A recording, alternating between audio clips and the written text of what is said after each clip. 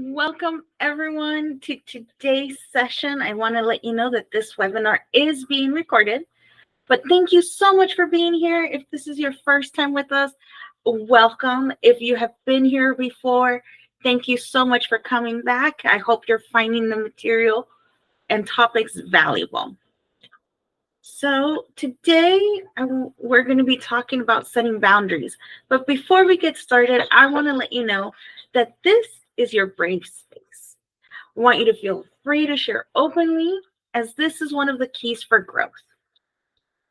I have set up some agreements to help us create an environment where everyone feels comfortable in stepping outside of their comfort zone to share with us whatever is coming up. So the first one is embrace discomfort. What I mean by that is when we're learning and we're finding out things about ourselves, so self-discovery, it can bring up some uncomfortable feelings. When this happens, take a moment to reflect on it. Instead of pulling away from it, you may want to disconnect, you may want to stop the video. Instead of doing that, just pause and really think about what is happening inside that may be causing that discomfort. And do it without judgment of yourself, of the situation. Just lean into it so that you can possibly discover valuable insights for your own personal growth. The next one is, let's have some respectful communication. You know, that includes actively listening and communicating with kindness. This will help us foster an environment that's free from judgment. And then the third one is participate with openness. I encourage you to openly contribute, as what you're saying may actually resonate with others and benefit them and their growth as well. So can we all agree that we will uphold this throughout our time together? And any other time that we interact with one another? Type yes in the comments or in the chat to put in your agreement. Thank you. You will also notice that each of our sessions have an intention. And this is because I know that our time is valuable. And so I want to make sure that you're walking away with something that you can implement into your life. I want you to grow just from even being in the one session. Because once we're starting to take even one step forward for our own growth, it's a step forward so that we can become better versions of ourselves. So please, in the comments or in the chat, share your intention for today's session. I would love to hear from you. As far as for me, my intention is for this session to provide you with actionable tools to help you learn to set boundaries to help your overall well-being. But before we get started, who am I? My name is Ketty Fazazian. I am a wife, I am a mother, and I am a full-time mom to these 3 furry babies, but also a bonus mom. My background is in leadership, specifically in the financial industry, but also in diversity, inclusion, and equity space. A couple of weeks ago, I shared with you guys, if you have been following the videos and the sessions, that I used to be a yes girl. And I don't mean that in the cool yes queen type of way, but more in the yes girl, meaning I'm going to say yes to additional projects that I have no capacity for. Yes to family members that need me to drop everything so that I can go and help them out. And yes to friends that just needed something and I just wanted to say yes because I wanted them to like me, to gain approval, and feel like I wasn't a bad person. Does that sound familiar to anyone? Put it in the chat and in the comments if that resonates with you. So that's because I lacked boundaries. I was the yes girl, wanting to be liked, I was the yes girl to be the one that people can come to, right? Meanwhile, I was feeling drained. So think of boundaries as your superpower. If you had a boundary that you needed to set and this was your superpower, what would that be for you? Again, type it in the comments. I would love to hear that. As for me, my superpower would be the ability to control my time. That way, I don't overcommit. So that's what would happen to me when I was a yes girl. I was busy taking care of whatever anyone else needed, that I struggled to keep up with my personal work and to-do list. I was a yes girl because I thought I was being nice. But come to find out, super interesting, that I was not being nice. I was being a people pleaser. So let's talk about that. Have you ever heard that there's a difference between being nice and being a people pleaser? I hadn't. So being nice actually comes from a genuine place of kindness and respect for others. You know, we're so happy to help others, but also recognize our own limits. And so, therefore, when we're being nice, there's actually a balance. Example of what that looks like or sounds like is telling someone, sure, I can help you for a couple of hours on Saturday. This sets up a boundary so the other person knows what your capacity is. 2 hours on Saturday. So it's pre-planned and you both understand that it's 2 hours. Meanwhile, people pleasing is driven by your desire to be liked or feel worthy, and you want other people's approval, or maybe trying to avoid conflict. When you're people pleasing, you're focused on the other person and ensuring that they're okay. Typically, this leaves you feeling drained, resentful, or even at times unseen. And this is what that might sound like. You might say yes to another work project, knowing that your schedule is already packed and that you're already feeling overwhelmed.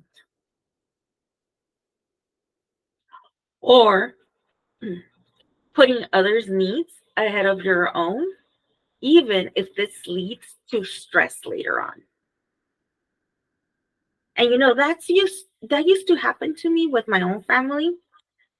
And it's not that they were telling me like I need it done now, but sometimes it was like that. Like I would drop everything just so that I could be the good daughter or the good sister.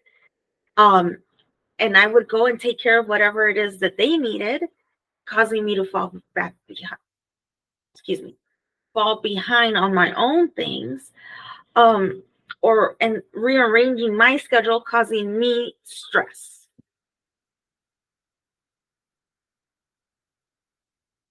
Here are other ways that you may be people pleasing: by saying yes when you want to say no, apologizing excessively even when you haven't done anything wrong, going along with things that you don't agree just to avoid conflict and seek approval, and you're seeking validation from others. If any of these resonate with you, please put how many of the four resonate with you. For me, I can honestly say all four of them. I've done them all. And I want you to know that people pleasing actually stems from insecurity. It's due to fear of rejection and wanting, again, that validation, wanting to be liked. And it typically starts off based off of past experiences that made you feel like you could only be loved if you were a certain way, or you were being manipulated into doing things that you weren't particularly okay with, but in order to not get in trouble or to be, again, liked, you went along with it, avoiding conflict. And this possibly could have started as a child. The problem with people pleasing is, again, as I mentioned before, it leaves you exhausted. It can actually lead you to resent people and have a lower sense of self esteem. And this is because you're constantly having to adapt to please others while hiding your true self. And this is an unsustainable behavior.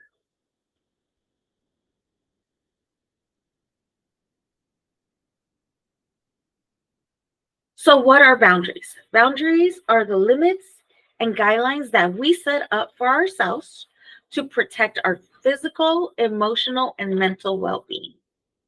And this is necessary because it's our responsibility to teach others how to treat us.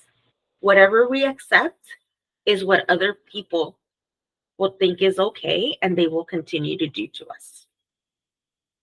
These boundaries are not selfish, they are actually essential for self respect and healthy relationships. There are various boundaries for each aspects of our lives. There's your physical boundary, and it's there to protect your personal space. Just like in the image, it's a circle that we put around us. And it's to protect our physical body, our comfort level of touch, and the proximity of our body. So, examples of how you can set your boundaries: just saying no to unwanted physical contact. So, in the Latino culture, our greetings is a hug and a kiss in the cheek. That's how we greet everybody. But sometimes you don't feel that comfort level, right? So what I do is I offer my hand as a handshake, and just depending on if it's less professional and more casual, like I'll even do like a dab. Um, that seems to be acceptable. Setting limits on how long a guest can stay or expectations on when they can come over. Now I know. For me, if someone doesn't let me know that they're coming over, I'm not going to open my door. And yes, it may seem harsh, rude, but sometimes I'm just not in the mood for company. As an introvert, I need to prepare my energy to be surrounded by other people's energies. So I need a few minutes of a heads up. So even if you're down the street and you call me and you're like, I'll be in at your house in like 5 minutes. Great. That allows me to prepare my mindset. Okay, I have somebody that's coming. If someone's standing too close to you and they're making you feel uncomfortable, it's okay to speak up and say, "Excuse me, can you move a little further?" Or you can move as well. Remember, you set your boundary. The next boundary we're going to talk about is your emotional boundary. This helps guard our heart by protecting our feelings, our emotional energy, and our mental health. It's okay to say no to those requests that drain us emotionally. You want to limit your contact with people who are consistently negative or draining. It's like you have a conversation with someone and you're like, I'm so tired. And it's because of the negativity, right? Also, choose not to engage in gossip or drama. That takes up a lot of energy. And most of the time, you don't even have control over the situation that's being discussed. So why spend our energy on that? Also, especially women, we are naturally nurtured. So it is not our responsibility for other people's feelings. We are not responsible for other people's feelings, not our spouses, not our kids, not our partners, not our parents, nobody. Every individual is responsible for their own feelings, including ourselves. We are the ones responsible for our feelings. The third type of boundary is the time boundary.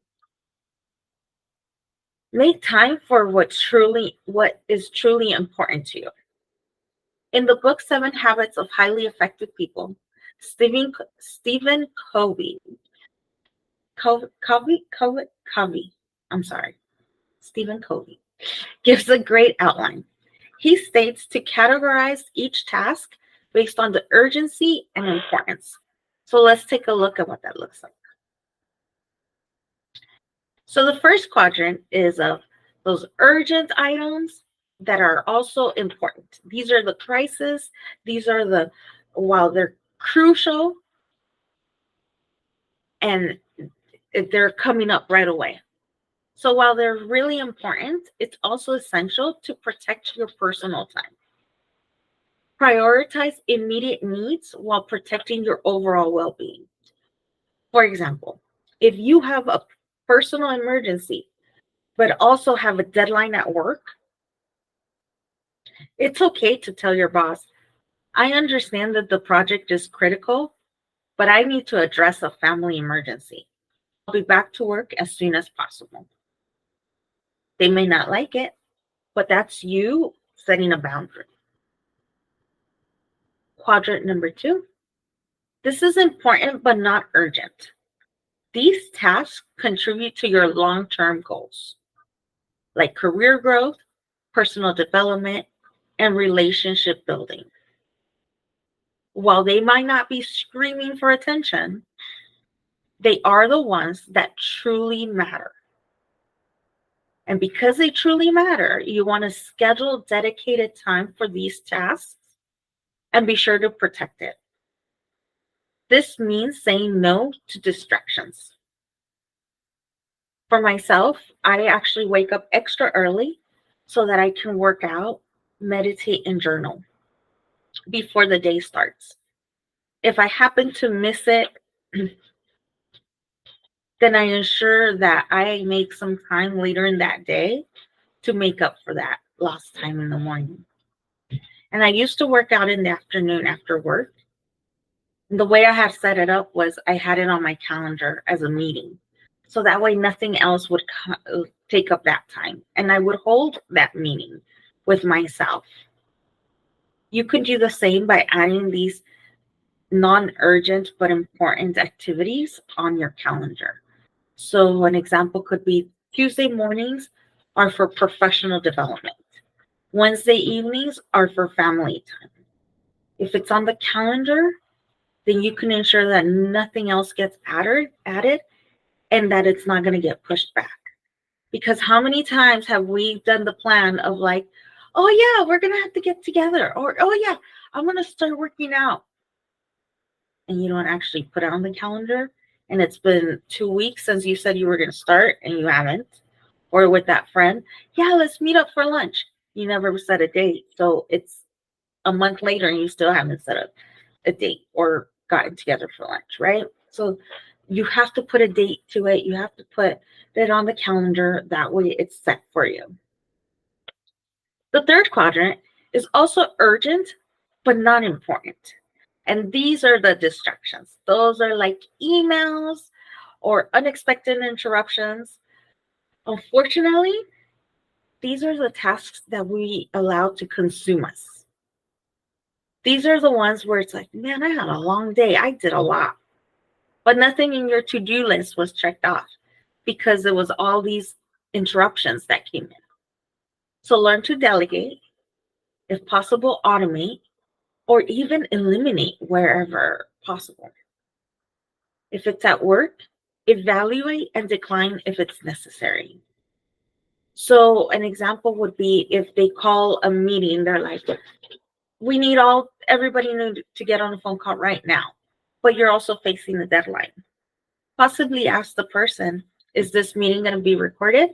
Are there going to be notes? Or is there a different time that we can all meet where it makes sense for all of us? This is a way that you can put a boundary around this, since the deadline would be the priority in this situation. Another way to state it is just I appreciate the invitation, but I need to prioritize this deadline. Perhaps we can reschedule for a time that works for both of us. Quadrant number 4, this is not urgent and not important. These are our time wasters. Unfortunately, we spend a lot of time here. These are the things that do not contribute to anything other than just spending time. Social media scrolling, mindless TV watching, and procrastination.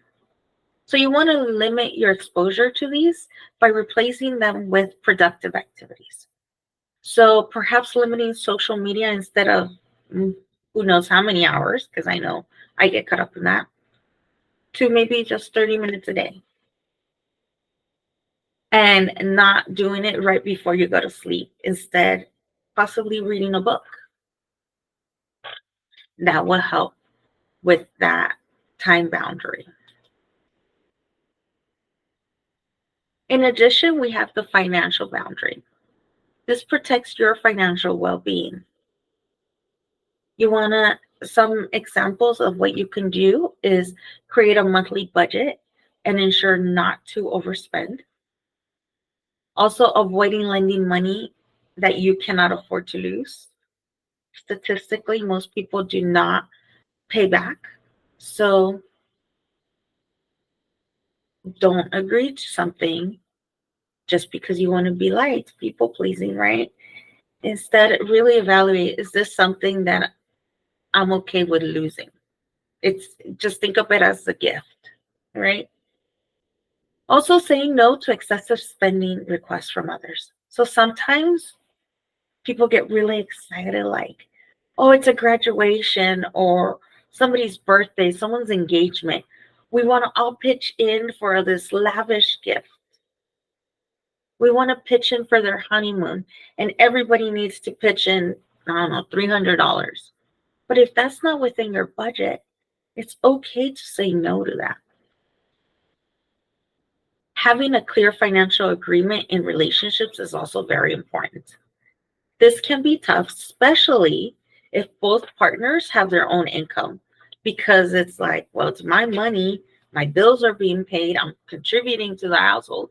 Why can't I spend it, right?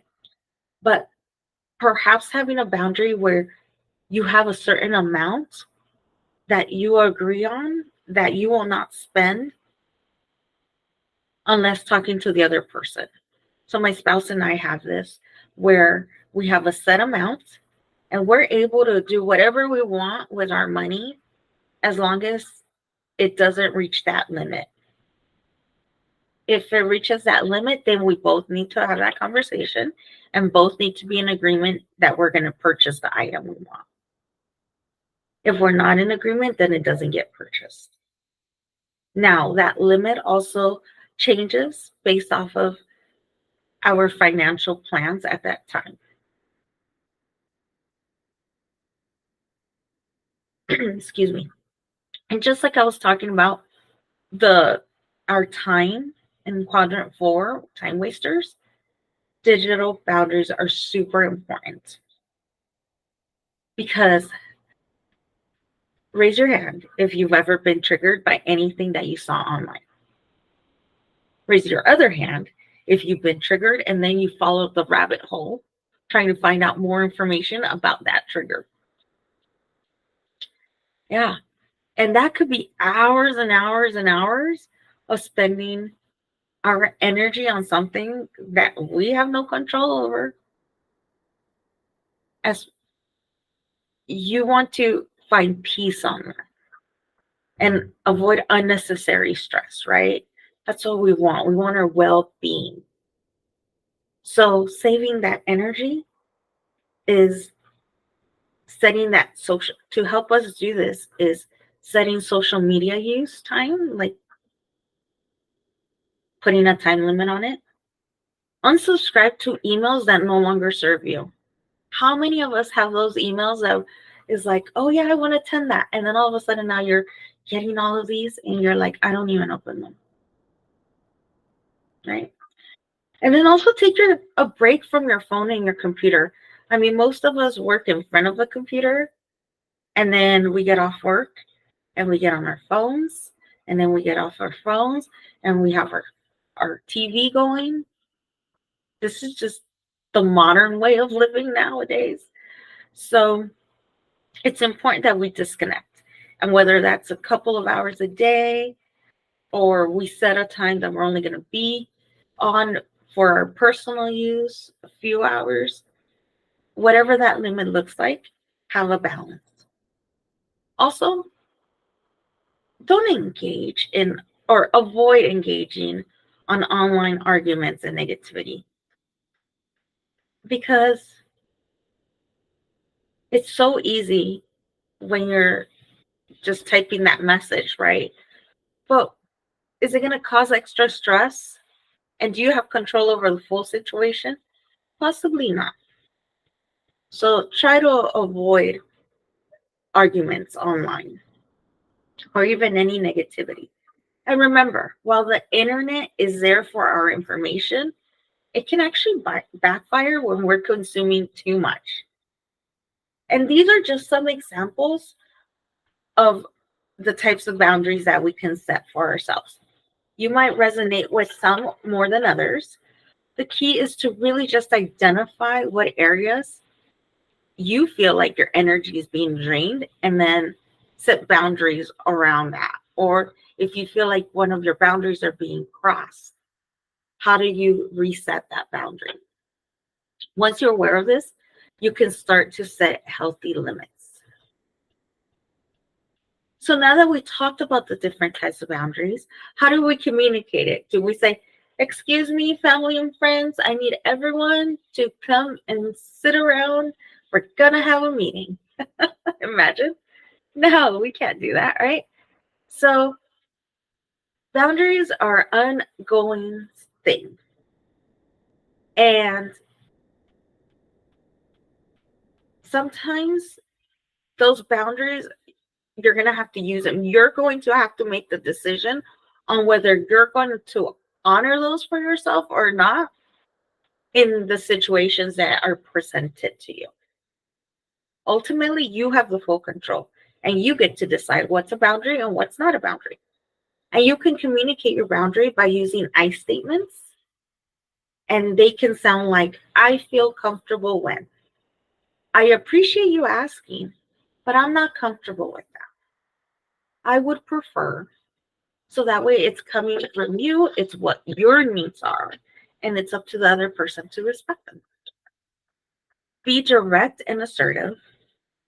Stay calm and respectful. If needed, set consequences and practice saying no gracefully. This may sound like, I understand you want me to do this. However, I'm not going to be able to. I have my own limits and I need to respect them. Or, thank you for thinking of me, but I won't be able to. I understand your request, but I do have a different plan. When setting boundaries, you may face pushback, as not everyone's going to understand or even accept you declining them, especially if they're used to always hearing yes from you. They may actually try to guilt trip you or even get angry. Remember, their reaction is about them and not so much you. They may actually be uncomfortable with the change, or they may be used to getting their own way. So, give them time.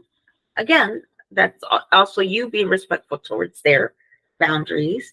Let them think about, what their next step is before trying to say, "Oh, I'm so sorry. I mean, yes, I could do it." Because then now you're crossing your boundary and now you have become a people pleaser. So don't let their discomfort stop you from your self-care. The key to making boundaries stick is consistency. Enforce them even when it's difficult or it feels awkward. Remember to stay firm and calm, and if necessary, repeat your boundary to that person If you find someone that's consistently disrespecting your boundary, it may actually be time to reevaluate that relationship, because healthy relationships are based on mutual respect. And you deserve to have people in your life that value your well being and can honor your limits. It's not always easy, but sometimes creating that distance or letting go of relationships that drain you is actually a form of self care. So, here are some strategies for maintaining boundaries. Keep in mind that maintaining boundaries, again, is not a one time situation. You need to have regular boundary check ins. You want to decide how frequently you're going to have those check ins and see if your boundaries are still aligned with your needs. Our needs and relationships evolve, and therefore, so should your boundaries. And here are some questions to help you with that. So, where am I feeling drained? It's always starting off with, where's my energy going? Where do I feel that, like, no, I'm not being true to myself? Those are the questions you want to ask yourself.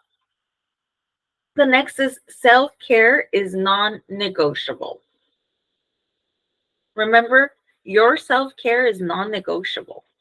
Just like when you ride a plane, they tell you to put on your mask before you help others because you need to be okay. If you're not okay, how can you help others? One thing I want you to know is to learn to serve others from your excess, not your cup. You need your cup. It's your excess that is meant for others. So always be working on your well-being, making sure that your cup is full enough that you can give to others. If your energy is low, how are you going to give energy to other people's needs? Right? So just think about that. And then here's another one. Anticipated boundary technique. This is for those times when you know something big is coming, like a holiday, a family reunion, and that certain things about that drain your energy or bother you. So you want to set anticipated boundaries by analyzing what part of the situation stresses you out. Once you figure that out, let's say you feel drained in the situation where you're around too many people, you get overstimulated and it makes you tired. So set a time frame as to how long you're going to be at that place. How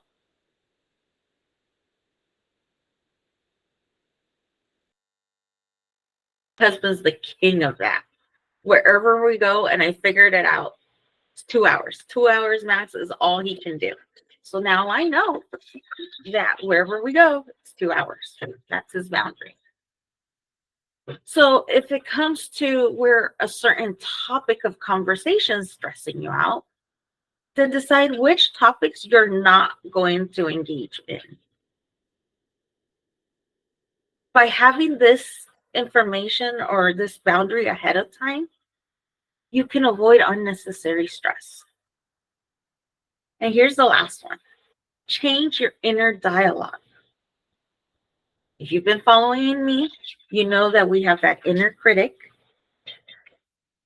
So when you first start off with setting boundaries, especially if this is new to you, that inner critic is going to say things like, man, did you see so and so? She was so mad because you didn't want to help her. Am I a bad person because I don't want to help? I'm so used to being there for people. Does this mean I'm not being there for them? All those doubts are going to come flooding when you say no. But remember and remind yourself, my needs are important. I am allowed to set boundaries. And that is just an example to get you started. And it's my needs are more important. and I am allowed to set boundaries. You can use that phrase, or you can use anything else that resonates with you. But it's important to remind that inner critic that your boundaries matter too, and that you don't always have to say yes to people. All right, so now that we have covered how to set boundaries and stop people pleasing, some of the key takeaways that we discussed is that you're worthy of setting boundaries. And it is not selfish to have needs. Recognize that you deserve to protect your time, your energy, and your emotional well being. Embrace boundaries as an act of self respect and self love. Setting boundaries gets easier with practice. It's like learning a new skill. So it might feel awkward at first, but with each no that you say and each limit that you set, you're actually going to gain more confident and feel more empowered. You also have the power to change your relationships. By setting boundaries, you're not only taking care of yourself, you're inviting others to treat you with more respect. This might mean some relationships evolve while others fall away, and that's okay.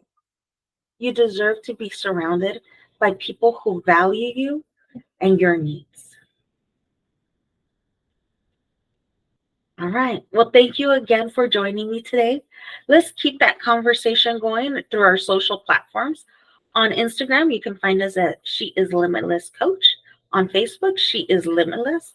And you can register for our next session on August 7th, where we're going to be discussing building self-esteem by going to our website, sheisLimitless.card.co. If you want to do some deep dive work and do personalized work, you can contact me at sheisLimitlessCoach@gmail.com. Also, if you haven't subscribed to our YouTube channel, we are She Is Limitless Coach on YouTube. Until next time, take care. Have a great rest of your day. Bye.